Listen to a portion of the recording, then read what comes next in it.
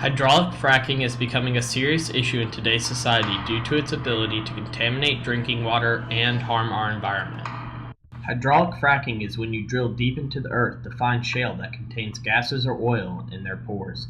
It is done by pumping the well created by the drill with water, sand, and chemical additives at extremely high pressures, causing fractures in the rocks to release the gas or oil, and then it is forced back into the holding tank. The problems that trouble people with fracking are that companies are using low-quality concrete casings that eventually form cracks and allow for harmful chemicals to go into the ground being soaked up by the soil.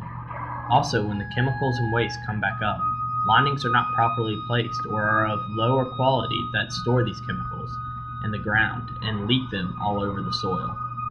Phil Johnson, a senior officer with the Heinz Endowment's environmental program, is exploring new extraction methods. Johnson states that they are establishing a baseline for health and environmental data to better understand problems.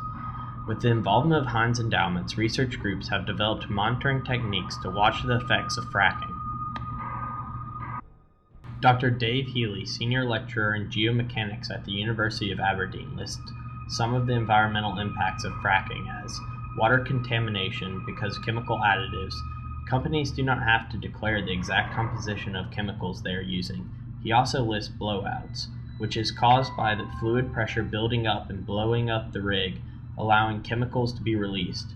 And finally, he lists emissions into the atmosphere, because of the rate of methane gas being released by the rigs used to drill for fracking. Tara Moberg, a Yale graduate with a master's in environmental science, has spent much of her time studying the impacts of taking billions of gallons of water out of waterways.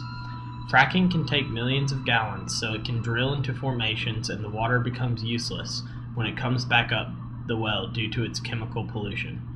Tara Moberg's research with the Natural Conservancy studying the Susquehanna River Basin, which has been used as the basis for a new draft policy on water withdrawals from the river basin. James Sayers, forestry and environmental science hydrology professor, says, without a policy, and the United States isn't good with energy policy, there's a real possibility that natural gas would delay development of renewables. Sayers says this because fracking does have some positive sides. Natural gas does burn fairly clean and produces lower greenhouse gases into the atmosphere than coal or oil. Also, unlike coal, it does not release pollutants such as mercury or sulfur. Another positive of fracking is the price in the United States. Natural gas has become extremely cheap and affordable, and companies are taking advantage of this and expanding their natural gas use.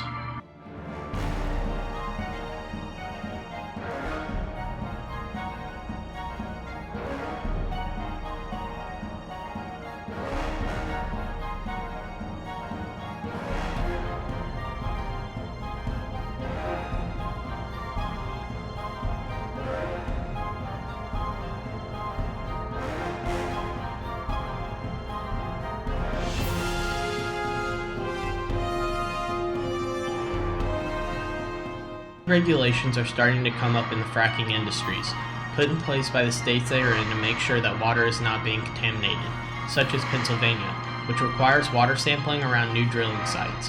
But there are still problems that could occur and damage groundwater and the environment. As Robert Jackson, a Duke University environmental scientist, put it, the question isn't can hydraulic fracking be done safely, it's will it be done safely.